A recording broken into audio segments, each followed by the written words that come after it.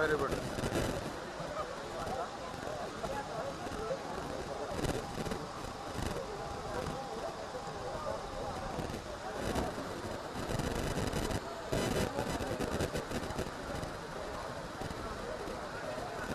Right.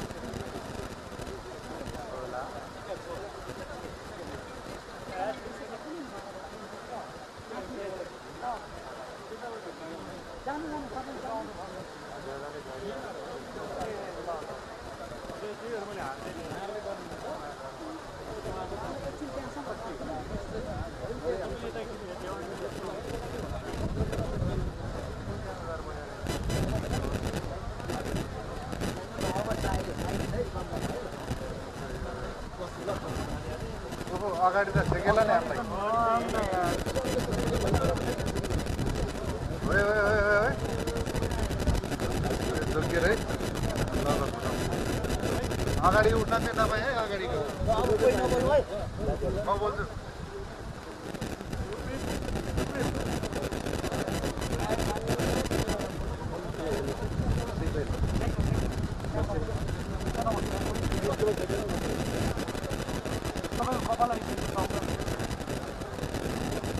अगाडि ठाउँ छोड्दै भन्दैमा चाहिँ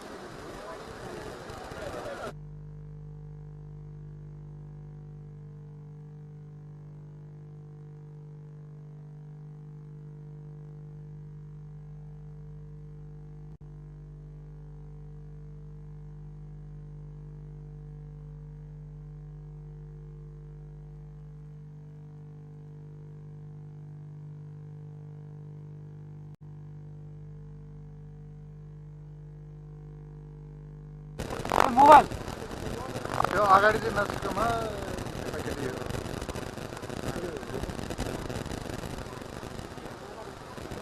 मोबाइल कस्तो मोबाइलहरू के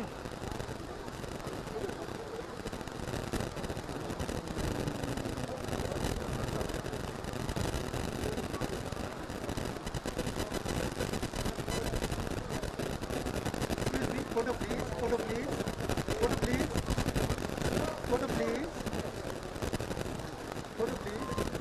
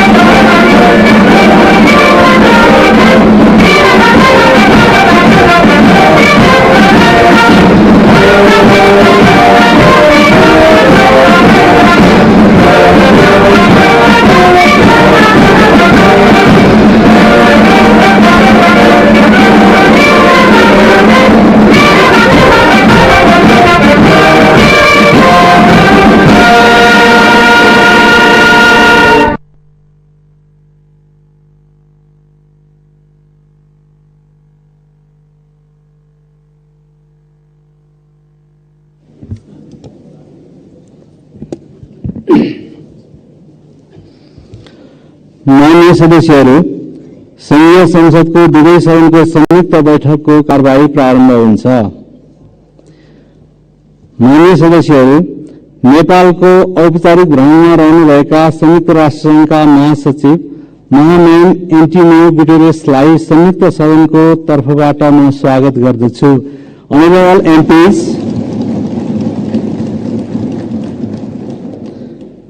I would like to extend a warm welcome to His Excellency Antonio Guterres, the Secretary General of the United Nations, on behalf of the joint sitting of both houses.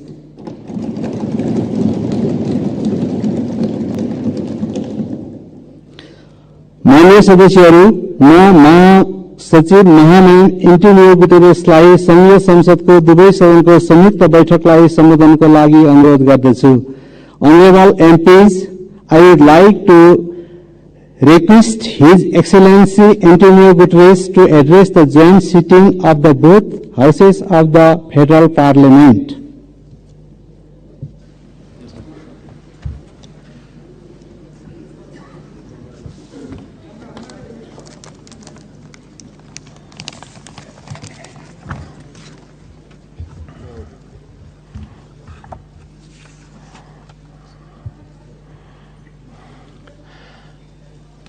Your Excellencies, the two presidents of the two houses of the Nepalese Parliament, Excellencies, distinguished ministers, parliamentarians, and friends. Allow me, before I start, to express my deep gratitude for the wonderful hospitality that the government and the people of Nepal has provided to me during these 3 days. All the facilities that were put at my disposal have transformed this visit in an enormous success. I learned a lot, and I commit to use what I learned to support Nepal in your struggle against climate change and for development of your country. When I am here, I am twice at home. I'm at home because I am in Nepal, and I'm at home because I am in a parliament. And I was 18 years in my own parliament. So allow me to call you dear colleagues. It is an honor to be here with you today and a privilege to be back in beautiful Nepal. My first visit was in 1978. And every time I have visited, I have been astounded. And this trip has been no exception. What I've seen and experienced in the past few days will stay with me always. The sunlight hitting the Himalayas, the warmth of the people, the richness of your cultural diversity, and of course, the sanctity of Lumbini. I thank the government of Nepal for your invitation, your hospitality, and your welcome to me and to my delegation. Excellencies, we meet today amidst a world in turmoil. Decades of progress on poverty and anger are being reversed in large parts of the world. Inflation is undermining household and national budgets. Families and countries alike face financial crises. Women are underrepresented and underpaid. And I recognize the enormous effort that Nepal is doing in the way for gender equality, full gender equality, and I praise your efforts and its results. Violence and conflict abound.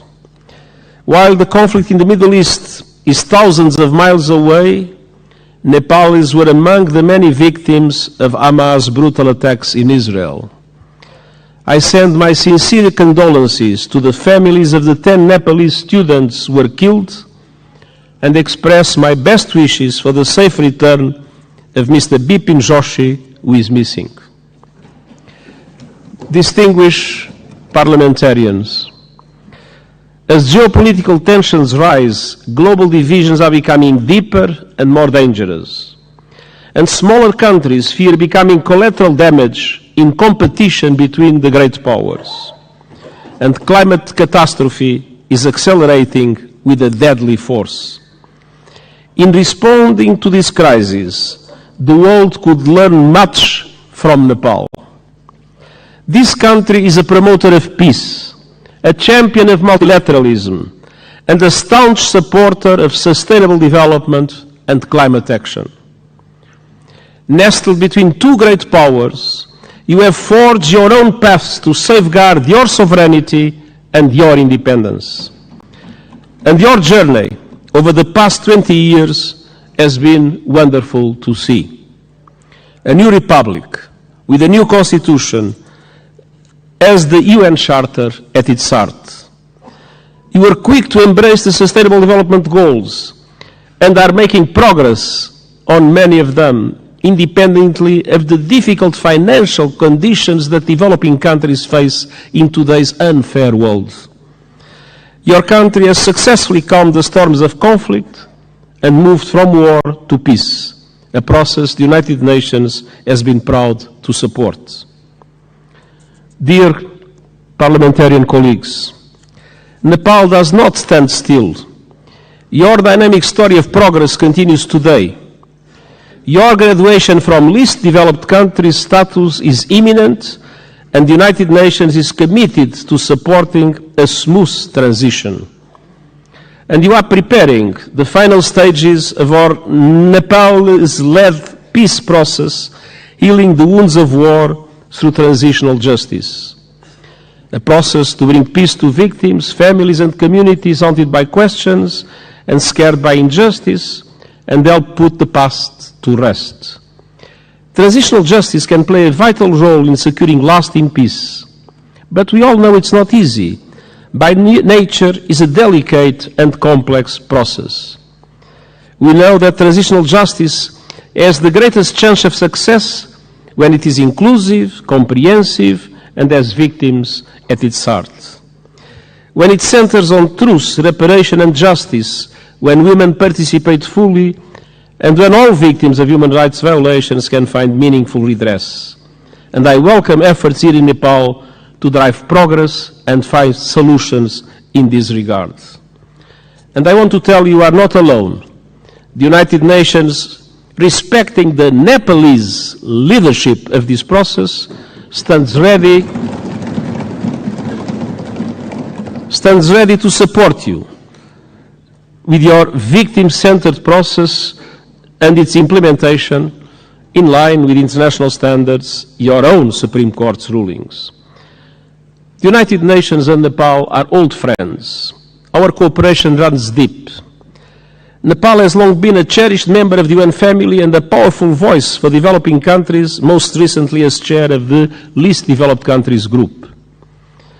And this relatively small country compared with the big powers has made an outsized contribution to international peace.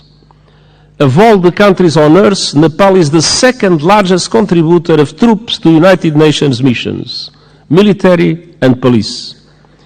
I'm sincerely grateful to the Nepali people for their dedication, their courage, and their service in peacekeeping.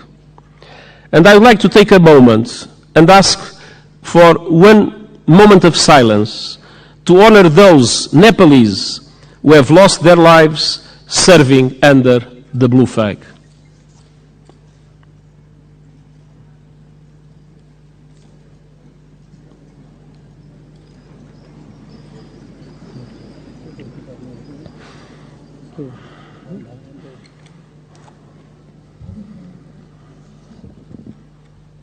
हामी मौन धारणको लागि 1 minute साथ दिनेछौं।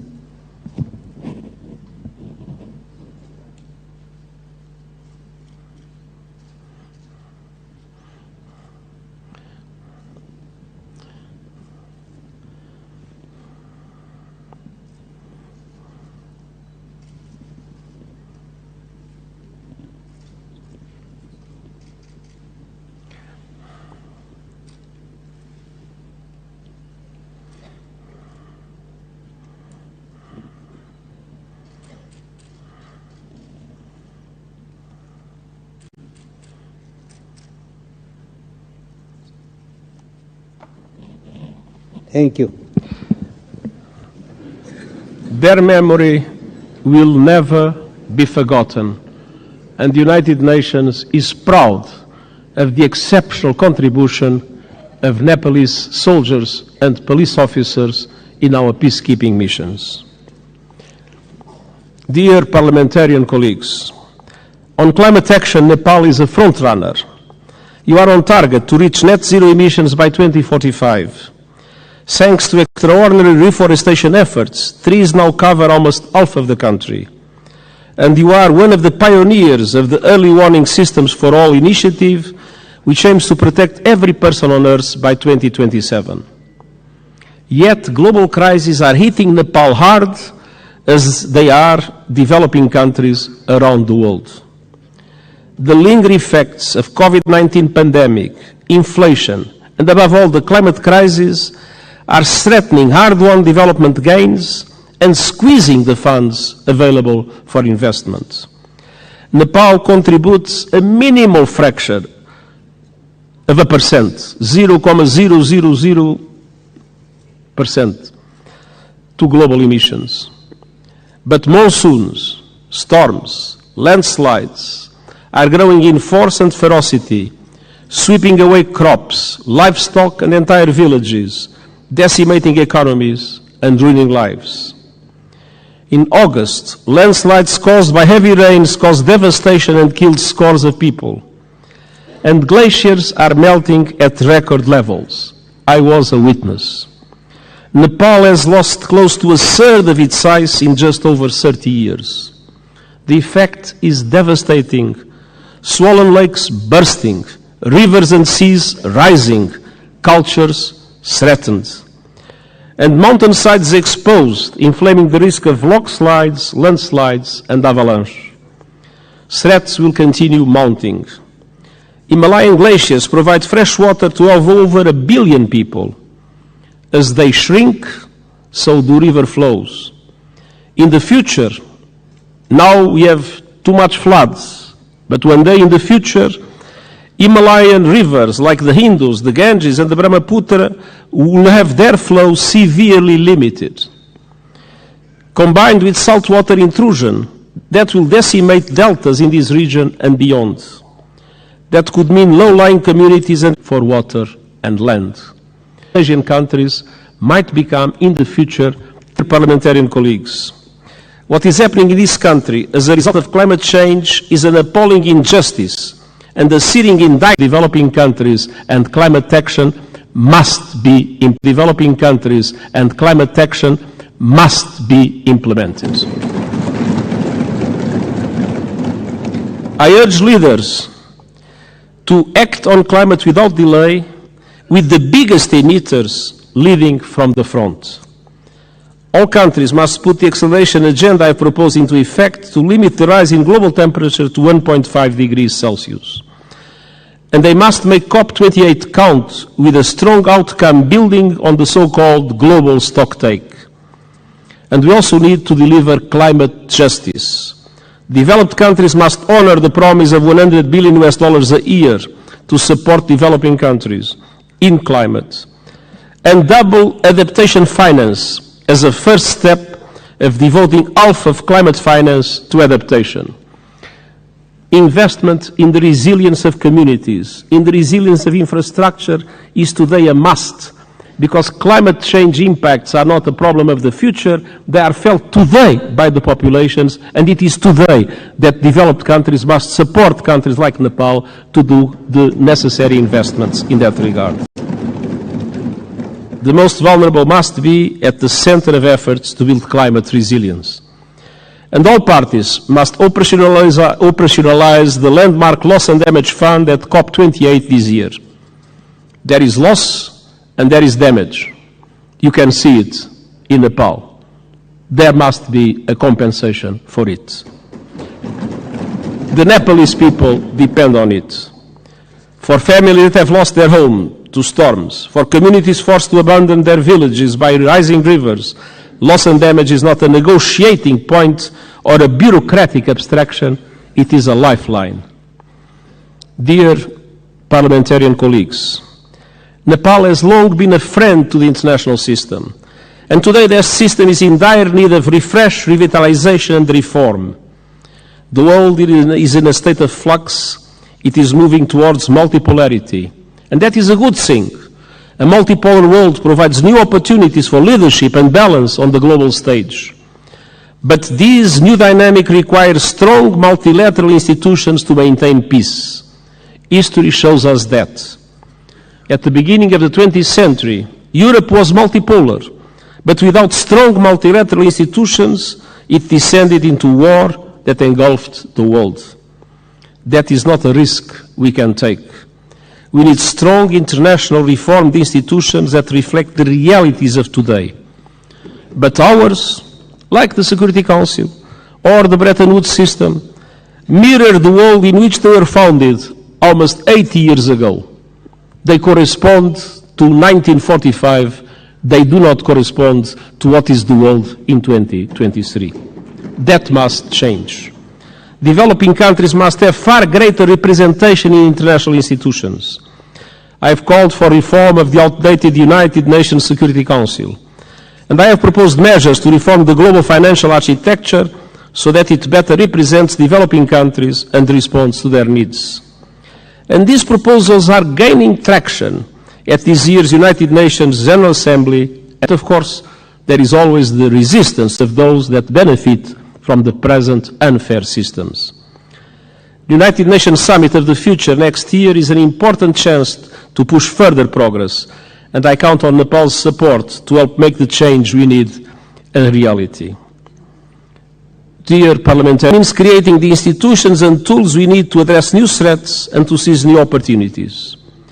Today, technology is an example of both. It can solve problems and spur development, or it can entrench divisions and inflame inequality. Today, it's doing too little of the former and too much of the latter. We need a global response to the technologies that are changing the world at astonishing speed, to harness them for the good of humanity. And all countries must have a say, not only the most rich countries in the world that have more resources to develop those new technologies. My high-level board on artificial intelligence includes experts from G77 countries, the Global South. It will report this year, so member states can consider global governance options for artificial intelligence. And we must also bring the benefits of technology to all and ensure that a new technological era, no one is left behind. This is the purpose of the Global Digital Compact the United Nations is proposing. It aims to bring together governments and industry to ensure that technology works for all and accelerate the Sustainable Development Goals. And I hope the Summit of the Future will be an excellent chance to push progress. As a steadfast champion of multilateralism, peace, and developing countries' interests, Nepal will be a vital ally at the summit. Dear parliamentary colleagues, it has been my great pleasure to visit this extraordinary country over the past few days. What I've seen confirms a simple truth. Nepal is a friend of the world, so the world must be a better friend to Nepal. And the United Nations will never stop fighting to make that a reality, and I thank you.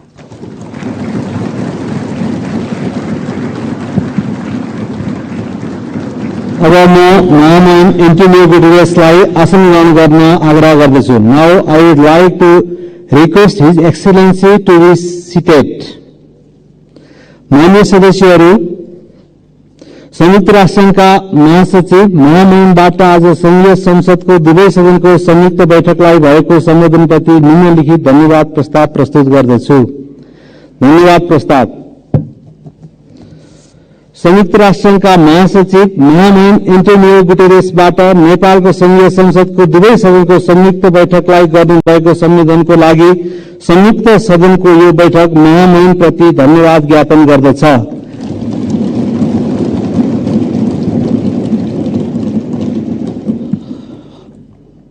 Motion of thanks. This joint sitting of the Federal Parliament of Nepal expresses its gratitude to the Secretary General of the United Nations, His Excellency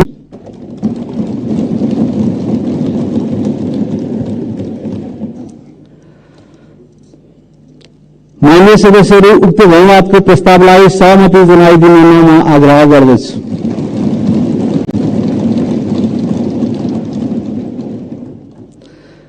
माननीय सदस्यहरू, यो बैठक स्थगित भए पश्चात सम्पूर्ण माननीय सदस्यहरू आफ्नो स्थानमा उभिएर महासचिव महामहिम एन्टोनियो गुटेरेसलाई विदाई गरिदिन म आग्रह गर्दछु। माननीय सदस्यहरू, संघीय संसदको दुवै सदनको संयुक्त बैठक यही स्थगित हुन्छ।